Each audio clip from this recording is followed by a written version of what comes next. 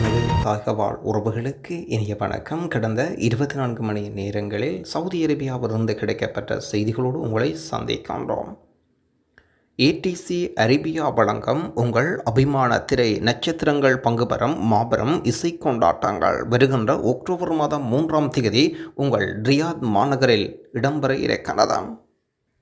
மேலும் விவரங்களுக்கு நீங்கள் அழைக்க வேண்டிய தொடர்பு இலக்கம் 966 53 323 87 71.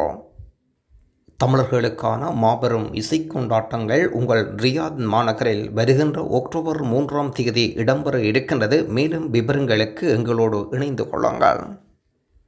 பாஸ்போர்ட் சேவை இணையதளம் 3 நாட்களுக்கு இயங்காது பாஸ்போர்ட் விண்ணப்பிக்க போகிறவர்களுக்கான விசேட தகவல் ஒன்று.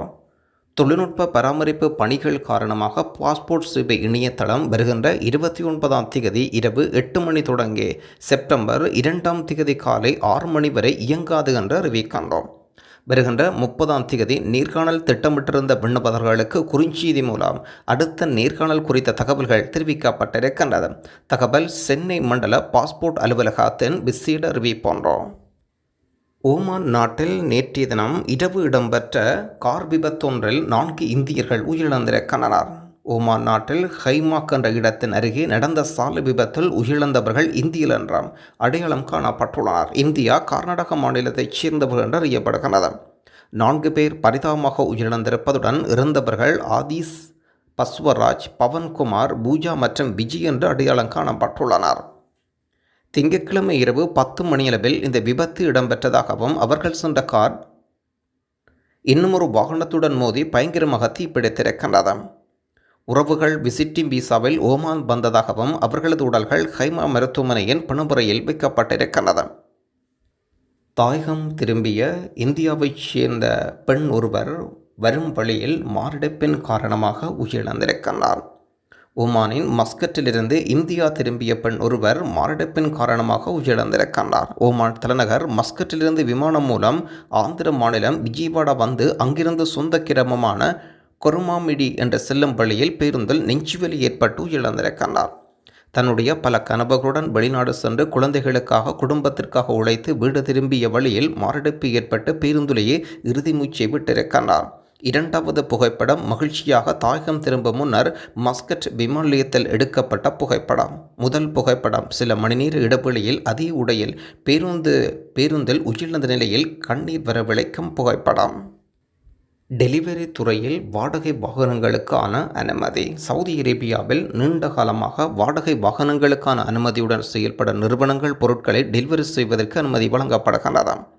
சவுதி அரேபியா போக்குவரத்துறை அமைச்சர் சாலிஸ் இதோடுவான செய்தியை பகிர்ந்திருக்கிறார்.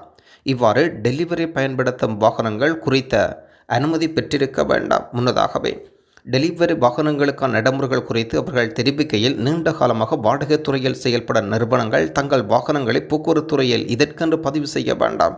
நிறுவனங்களுடன் செய்யப்படும் ஒப்பந்தங்களை சமர்ப்பித்தால் டெலிவரி செய்வதற்குண்டான அனுமதி வழங்கப்படும். ரியாத்தில் பார்க்கிங் திட்டத்தின் முதல் கட்டம். சவுதி அரேபியா தலைநகர் ரியாத்தில் பல்லாயிரக்கணக்கான வாகனங்களுக்கான பார்க்கிங் வசதியை ஏற்படுத்தி கொடுக்கும் ரியாத் பார்க்கிங் திட்டத்தின் முதல் கட்டம் அமுலுக்கு வந்திருக்கிறது. இதன் மூலம் அனுமதியின்றி நீண்ட நேரம் பார்க்கிங் செய்யும் வாகனங்கள் குறைத்தல், போக்குவரத்தை எளிதாக்குதல், வணிக நடவடிக்கை ஊக்குவித்தல் ஆகியவற்றை மேம்படுத்த திட்டமிட்டுள்ளனர். முதல் கட்ட திட்டத்தின் அடிப்படையில் முக்கிய சாலைகளில் 24,000க்கும் மேற்பட்ட பார்க்கிங் வசதியும், குடியிருப்பு பகுதிகளில் 1,40,000க்கும் மேற்பட்ட பார்க்கிங் வசதியும் ஏற்பாடு செய்தரப்படும்.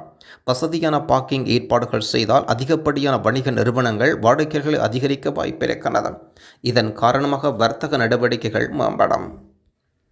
ஒரு பெட் ஸ்பேஸ் இருக்கின்றது எக்ஸிட் 6 அல் மசீவ். தேவையுடையவர் தொடர்பு கொள்ளுங்கள் 05 51 48 18 51. ஒரு நண்பருடைய கேள்வி ஒன்று, STC பே திடீரென்று வேலை செய்யவில்லை என்றும் அதை என்ன என்று சரி பார்த்து கொள்ளலாம். ஓப்பன் சொன்னதும் அனைத்தும் செய்து முடித்தேன். இப்பொழுது STC பே ஆப்ஸ் ஓன் ஆகின்றது. எவ்வளவு பணம் உள்ளது என்பதை காட்டுகின்றது. ஆனால் என்னிடம் ATMில் பணம் எடுக்க முடியவில்லை. டீக்ளைன் வருகின்றது. ஒரு நபருக்கு பணத்தை அனுப்ப முடியவில்லை. டிக்ளைன் வருகின்றது. தெரிந்தவர்கள் கூறுமாறு சொல்லியிருக்கின்றார். உங்களுடைய இகாமாவை ஒரு முறை பார்த்து கொள்ளுங்கள் கரெக்டாக இருக்கின்றதா என்றார். ஒருவேளை நேஷனல் அட்ரஸ், இகாமா verification, mobile verification, profile menu என்று ட்ரை பண்ணி பாருங்கள். ஒருவேளை மந்த்லி லிமிட் ஏதும் சேஞ்ச் ஆகியிருக்கா என்றும் பார்ப்பதும் ஒருவேளை நல்லதான். எஸ்டிசி கார்டு செட்டிங் போய் லிமிட் சேஞ்ச் பண்ணுங்க. சில நண்பர்களுக்கு இது போன்று நடந்திருக்கின்றது. இல்லையென்றால் ஒரு நாள் வெயிட் பண்ணி இன்னும் ஒரு முறை முயற்சி செய்து கொள்ளுங்கள். இப்படியான இதுகள் உங்கள் நண்பர்களுக்கும் உங்களுக்கும் வந்திருந்தால் அதை கொமெண்டில் தெரியப்படுத்துங்கள். ஒருவருடைய கேள்வி ஒன்று, நான் இந்தியாவிலிருந்து வருகின்றேன், கீதாவில் இருக்கின்றேன், ஃப்ரீ விசாவில் வந்திருக்கின்றேன். எனக்கு கம்ப்யூட்டரில் data entry, computer, laptop, printer, service, Photoshop, design மற்றும் டிஜிட்டல் மார்க்கெட்டிங் போன்ற துறைகளில் அனுபவம் இருக்கின்றது. ஆகவே இந்த துறைகளில் சவுதி அரேபியாவில் வாய்ப்பிருந்தால் எனக்கு தெரியப்படுத்துமாறு சொல்லியிருக்கின்றார். தொடர்பு இலக்கம் 0563340109. ஒரு நண்பருக்கு ஹவுஸ் டிரைவர் வேலை தேவையாக இருக்கின்றது ரியாத்தில். அப்படி வேலை இருந்தால் இவருக்கு தெரிவிக்கும்படி வேண்டி நிற்கின்றார். தொடர்பு இலக்கம் 0537148865. லேபர் விசாவில் ஒரு வருஷமாக இருக்கின்றேன். அவரிடம் சிறிய லைசன்ஸும் உண்டு. அனைத்து வண்டிகளும் ஓட்டுவார். அவருக்கு ஏதாவது ஒரு வேலை இருந்தால் சொல்லவும். சிறிய வண்டி, பெரிய வண்டி அனைத்தும் ஓட்டக்கூடிய நபர். ஹபாலா மாற்றிக்கொள்ளவும் தயார் நிலையில் இருக்கின்றார். தொடர்பு இலக்கம் 0510796850. யாருக்காவது ஒரு வீட்டுக்கு வீட்டு நேர்சிங் அதாவது ஹோம் நர்ஸ் பெண் தேவைப்பட்டால் சொல்லுங்கள். இந்தியாவில் இருக்கின்றார்கள். ஏற்கனவே குவைத்தில் 6 வருடங்கள் வேலை பார்த்திருக்கின்றார். சவுதி அரேபியா, ரியாத், தமாம் விசா இருந்தால் சொல்லும்படி கேட்டிருக்கின்றார் ஒரு நண்பர் ஒருவர். தொடர்பு இலக்கம் 0570108712. சவுதி அரேபியாவில் இருக்கும் உறவுகளுக்கு வணக்கம் என்று சொல்லி தொடங்குகின்றது அவருடைய பதிவை.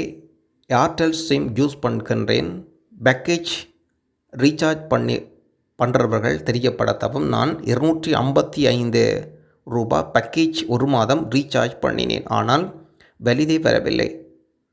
1 இயர் பேக்கேஜ் 3000க்கு ரோமிங் ரீசார்ஜ் பண்ண சொல்லி மெசேஜ் வருகின்றது. இதை பயன்படுத்தும் உறவுகள் இருந்தால் தெரியப்படுத்துமாறு சொல்லியிருக்கின்றார். 1 இயர் பேக்கேஜ் சார்ஜ் பண்ணி இருக்கின்றார்கள் பல நண்பர்கள். 84 டேஸ் 509 ரூபாய் என்றும் சொல்லியிருக்கின்றார்கள். ஒவ்வொருத்தருக்கும் மாறுபட்ட பதில்கள் வந்து கொண்டிருக்கின்றது. 199 ரூபாய் என்றால் 28 டேஸ் தான் போடுகின்றார்கள். ஒரு வருடத்துக்கு ரீச் பண்ணி இருக்கேன். மிகவும் உதவிகரமாக இருக்கின்றது பல நண்பர்கள் சொல்கின்றார்கள். சில கேள்விகளுக்குரிய விடைகள் உங்களுக்கு தெரியுமென்றால் கொமெண்டில் தெரியப்படுத்தி விடுங்கள். மற்ற நண்பர்களுக்கும் தெரியப்படுத்துவோம். அண்ணா, ஹுரூப் நிலையில் தாயகம் சென்றால் மீண்டும் சவுதி அரேபியா வரலாமா என்று கேட்டதற்கு பதில் அளித்தமைக்கு நன்றி.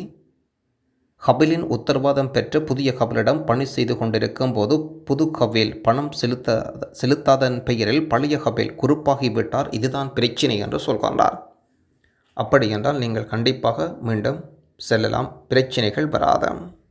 நன்றி உறவுகளே. மீண்டும் இன்னும் ஒரு சவுதி அரேபியா பற்றிய செய்திகளோடு உங்களை சந்திப்போம்.